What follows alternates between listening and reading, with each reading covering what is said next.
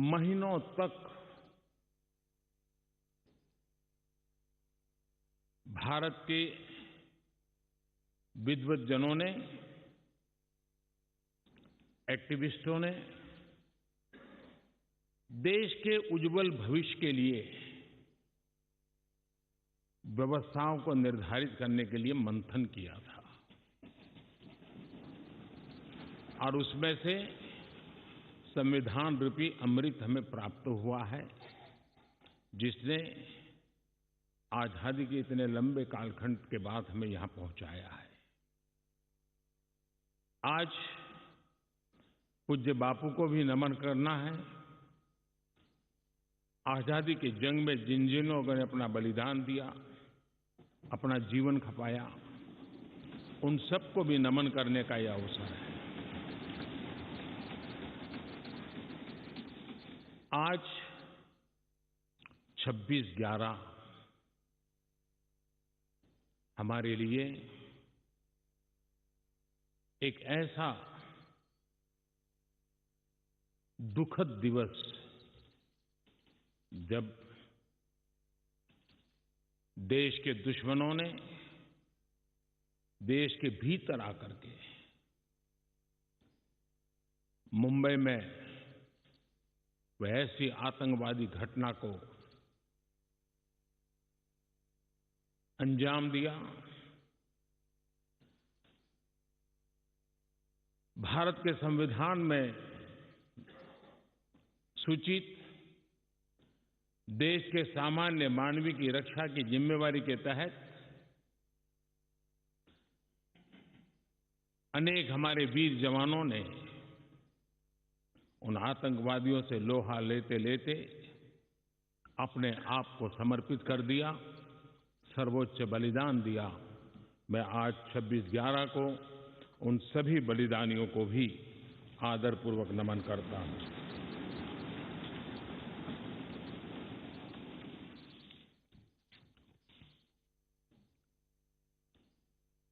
आदरणीय महानुभाव, कभी हम सोचें कि आज अगर हमें संविधान निर्माण करने की नौबत होती तो क्या होता। आजादी के आंदोलन की छाया, देशभक्ति का ज्वाला, भारत विभाजन की विभीषिका, इन सब के बावजूद भी देश हित सुप्रीम हर एक के हृदय में यही एक मंत्र था। विविधताओं से भरा हुआ देश, अनेक भाषाएं, अनेक बोलियां, अनेक पंथ, अनेक राजे रजवाड़े, इन सब के बावजूद भी संविधान के माध्यम से पूरे देश को एक बंधन में बांध करके आगे बढ़ाने की योजना बनाना, आज के संदर्भ में देखें तो पता नहीं संविधान का एक पेज भी हम पूरा कर पाते, क्योंकि नेशन फर्स्ट कालक्रम से राजनीति ने उस पर इतना प्रभाव पैदा कर दिया है कि देश हित भी कभी कभी पीछे छूट जाता है। ये उन महानुभावों को प्रणाम इसलिए करना चाहूंगा क्योंकि उनके भी अपने विचार होंगे, उनके विचारों की भी धारा होगी, उस धारा में धार भी होगी, लेकिन फिर भी राष्ट्रहित सुप्रीम होने के नाते सबने मिल बैठ करके एक संविधान दिया।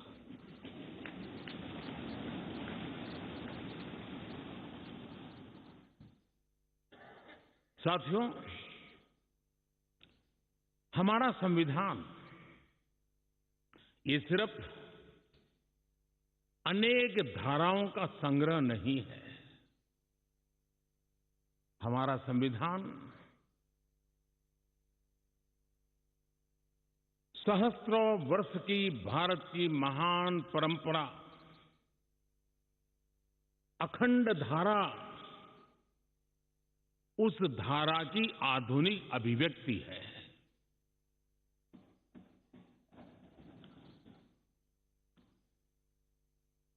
और इसलिए हमारे लिए लेटर एंड स्पिरिट में संविधान के प्रति समर्पण, और जब हम इस संवैधानिक व्यवस्था से जनप्रतिनिधि के रूप में ग्राम पंचायत से लेकर के संसद तक जो भी दायित्व निभाते हैं, हमें संविधान के लेटर एंड स्पिरिट को समर्पित भाव से ही हमें अपने आप को हमेशा सज्ज रखना होगा। और जब ये करते हैं तो संविधान की भावनाओं को कहां चोट पहुंच रही है उसको भी हम नजरअंदाज नहीं कर सकते हैं। और इसलिए इस संविधान दिवस को हमें इसलिए भी मनाना चाहिए कि हम जो कुछ भी कर रहे हैं वो संविधान के प्रकाश में सही है कि गलत है, हमारा रास्ता सही है कि गलत है। हर वर्ष संविधान दिवस बना करके हमने अपने आप को मूल्यांकन करना चाहिए। अच्छा होता देश आजाद होने के बाद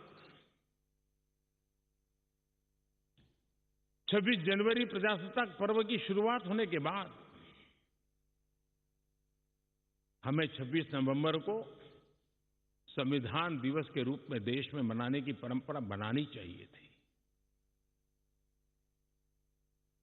ताकि उसके कारण हमारी पीढ़ी दर पीढ़ी संविधान बना कैसे, कौन लोग थे इसको बनाते थे, किस परिस्थितियों में बना, क्यों बना, हमें संविधान कहां ले जाता है, कैसे ले जाता है, किसके लिए ले जाता है, इन सारी बातों की हर वर्ष अगर चर्चा होती है तो संविधान जिसको दुनिया ने एक जीवंत इकाई के रूप में माना है, एक सामाजिक दस्तावेज के रूप में माना है, विविधता भरे देश के लिए ये एक बहुत बड़ी ताकत के रूप में पीढ़ी दर पीढ़ी अवसर के रूप में काम आता। लेकिन कुछ लोग इसे चूक गए। लेकिन जब बाबा साहब आंबेडकर के 125वीं जयंती थी, हम सबको लगा कि इससे बड़ा पवित्र अवसर क्या हो सकता है कि बाबा साहब आंबेडकर ने इस देश को जो बहुत बड़ा नजराना दिया है उसको हम हमेशा हमेशा के लिए स्मृति ग्रंथ के रूप में याद करते रहें। और इसी में से, और मुझे याद है जब सदन में इस विषय पर मैं बोल रहा था 2015 में बाबा साहब आंबेडकर की 150वीं जयंती के निमित्त इस काम की घोषणा करते समय, तब भी विरोध आज नहीं हो रहा है, उस दिन भी हुआ था कि 26 नवंबर कहां से ले आए, क्यों कर रहे हो, क्या जरूरत थी। बाबा साहब आंबेडकर का नाम हो और आपके मन में ये भाव उठे, ये देश अब सुनने के लिए तैयार नहीं है।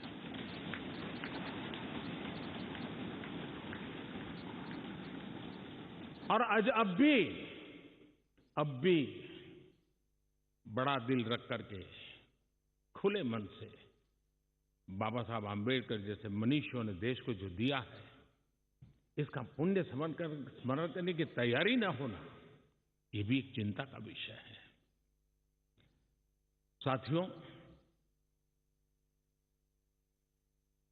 भारत एक संवैधानिक लोकतांत्रिक परंपरा है।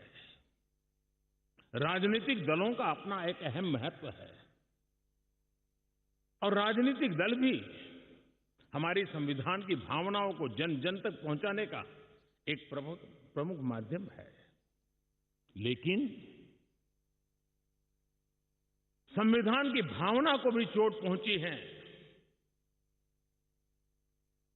संविधान के एक एक धारा को भी चोट पहुंची है जब राजनीतिक दल अपने आप में अपना लोकतांत्रिक कैरेक्टर खो देते हैं।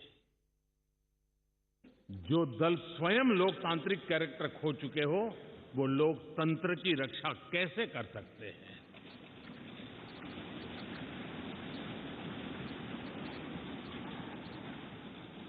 आज देश में कश्मीर से कन्याकुमारी, हिंदुस्तान के हर कोने में जाइए, भारत एक ऐसे संकट की तरफ बढ़ रहा है जो संविधान को समर्पित लोगों के लिए चिंता का विषय है, लोकतंत्र के प्रति आस्था रखने वालों के लिए चिंता का विषय है, और वो है पारिवारिक पार्टियां।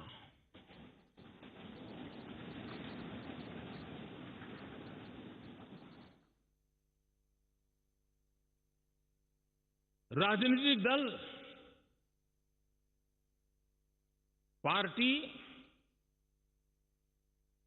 For the family, party by the family,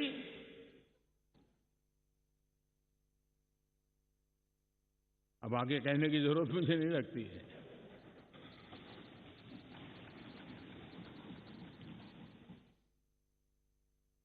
Kashmir से कन्याकुमारी हरी राजनीतिक दलों की तरफ देखिए, ये लोकतंत्र की भावना के खिलाफ है। संविधान हमें जो कहता है उसके विपरीत है। और जब मैं ये कहता हूं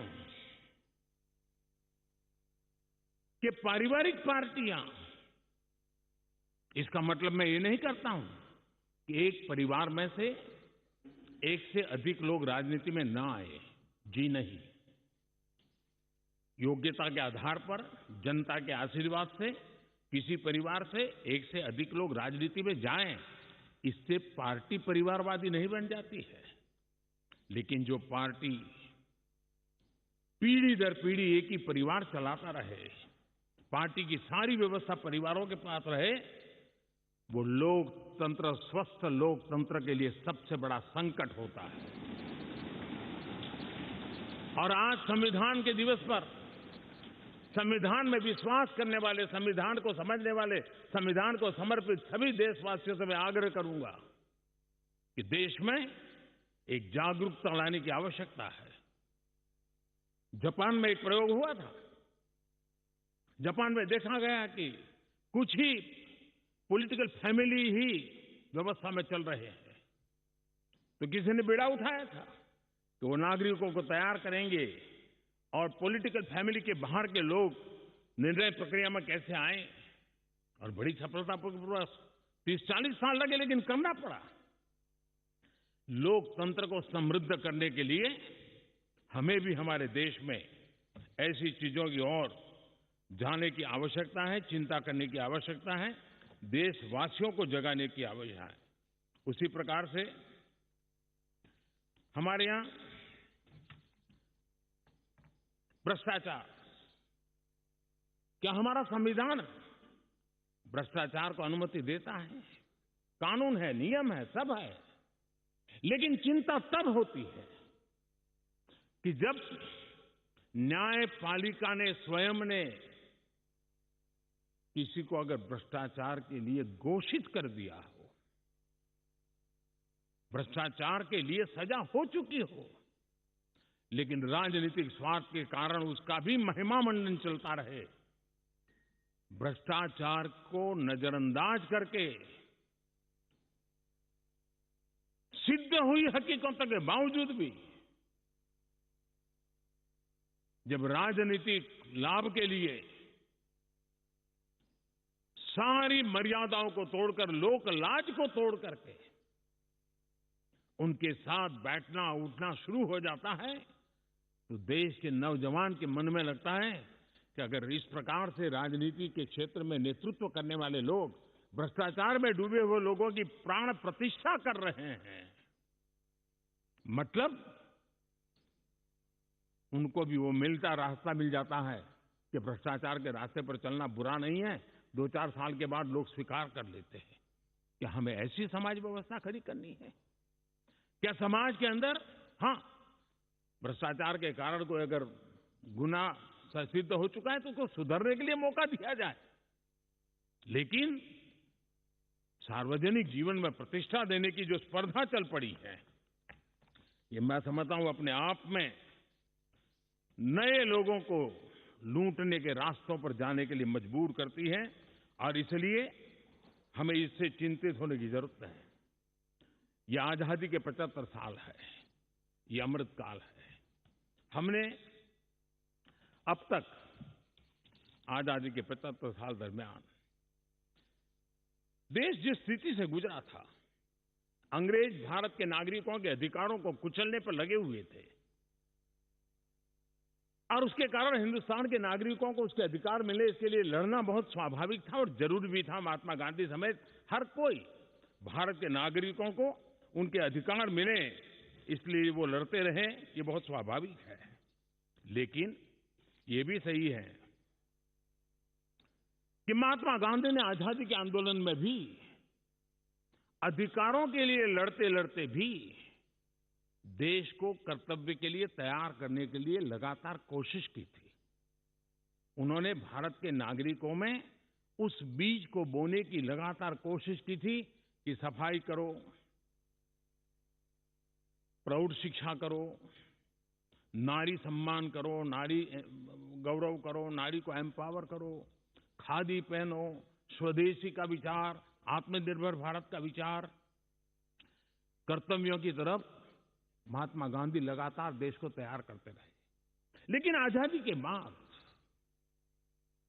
महात्मा गांधी ने जो कर्तव्य के बीज बोए थे वो आजादी के बाद वटवृक्ष बन जाने चाहिए थे, लेकिन दुर्भाग्य से शासन व्यवस्था ऐसी बनी कि उसने अधिकार अधिकार अधिकार के ही बातें करके लोगों को एक ऐसी अवस्था में रखा कि हम हैं तो आपके अधिकार पूरे होंगे। अच्छा होता देश आजाद होने के बाद कर्तव्य पर बल दिया गया होता तो अधिकारों की अपने आप रक्षा होती।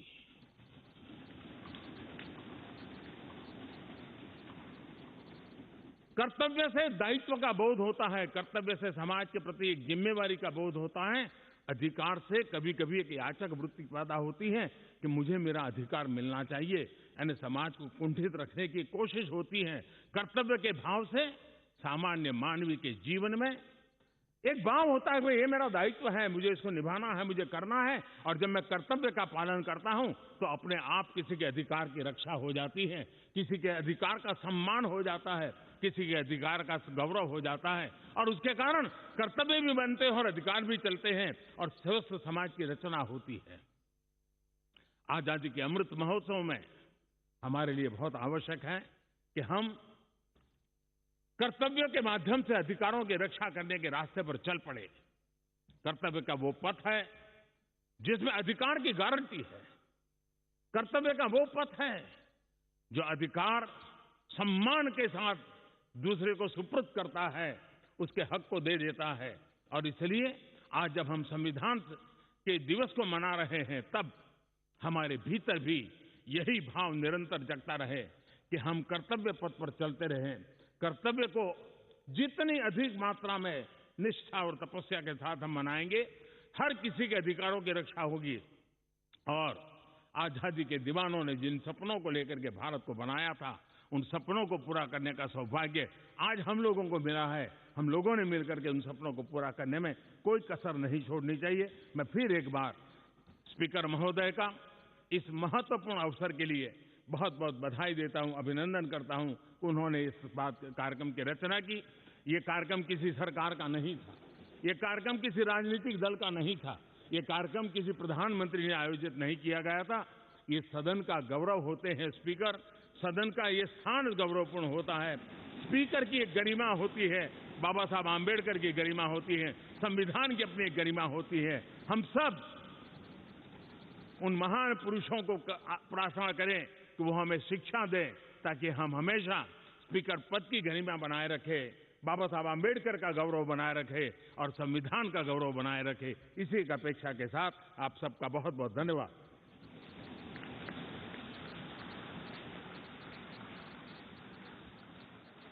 धन्यवाद माननीय प्रधानमंत्री जी। तो प्रधानमंत्री नरेंद्र मोदी को आपने सुना, राष्ट्रपति रामनाथ कोविंद भी मौजूद, और लोकतंत्र में संविधान और हमारी जिम्मेदारियां, संविधान हमें क्या अधिकार देता है और क्या हमारी जिम्मेदारियां हैं, ये वो बता रहे थे। तमाम राजनीतिक दलों का भी उन्होंने जिक्र किया। और ये विशेष कार्यक्रम सेंट्रल हॉल संसद के, जहां से ये कार्यक्रम आप देख रहे थे, 26 नवंबर 1949 पारित हुआ, 1950 में ये लागू होता है। ये 10 बड़ी बातें, संविधान से देश आगे बढ़ रहा है, हम आपको बता रहे हैं। जो प्रधानमंत्री ने कही, 26/11 हमले में शहीद जवानों को नमन किया उन्होंने, और देश हित पर राजनीति हावी हो रही है, ये बात वो कहते नजर आते हैं। आज आज़ादी के योद्धाओं को नमन करने का दिन है। विविधता वाले देश में संविधान एक सूत्र की तरह है। संविधान दिवस मनाने की परंपरा होनी चाहिए थी। महात्मा गांधी को याद करने का भी ये दिन है, और संविधान को दुनिया ने जीवंत इकाई माना है। संविधान ही है जो हम सबको जोड़कर रखता है। पीढ़ी दर पीढ़ी संविधान की जानकारी जो है वो होनी चाहिए, ट्रांसफर होनी चाहिए, या तो ये कहें कि हमें हम सबको पढ़ना चाहिए। संविधान से देश आगे बढ़ रहा है। हम भारत के लोग, आपने पढ़ा देखा संविधान के बारे में, और ज़्यादा से ज़्यादा पढ़िए संविधान के बारे में। संविधान हमें, हमारे क्या कर्तव्य हैं और क्या हमारे अधिकार हैं, इसके बारे में आपको ज़रूर जानकारी होगी। तो संविधान दिवस पर विशेष कार्यक्रम जो हम आपको लगातार दिखा रहे हैं, और प्रधानमंत्री उन्होंने कहा कि हमें इन सब से आगे बढ़कर एकजुटता के लिए काम करना चाहिए। राजनीति जिस तरह से हो रही है वो नहीं होनी चाहिए थी, लोकतंत्र के लिए वो ठीक नहीं है, और ये परंपरा तो बहुत समय से चली आनी चाहिए थी, यानी कि संविधान दिवस को मनाने की। उन्होंने गांधी जी को याद किया। Reflect on the continuing mission that began 72 years ago to translate that vision into action. At the outset, I pay my gratitude to the President of the Constituent Assembly, Dr. Rajendra Prasad ji, Chairman of the Drafting Committee, Dr. Baba Saheb Ambedkar ji, and the members of the Constituent Assembly for providing direction for nation building. Their overreaching framework continues to guide us in the collective endeavor of our nation to scale new heights amidst the contemporary national and international challenges. Our Constitution, in essence, is a statement of values, ideas, ideals, seeking to ensure justice, liberty, and equality for all in the true spirit of fraternity, and is a guide to peaceful democratic transformation, enabling the people to fulfill their aspirations. Our Constitution is marked by innovative borrowing from various sources and selective adoption, integrating the long-held indigenous values and Western concepts also. It exemplifies the essential Indian worldview that believes in welcoming noble thoughts. एक छोटे से break के लिए रुक रहे हैं, कहीं में जाएगा।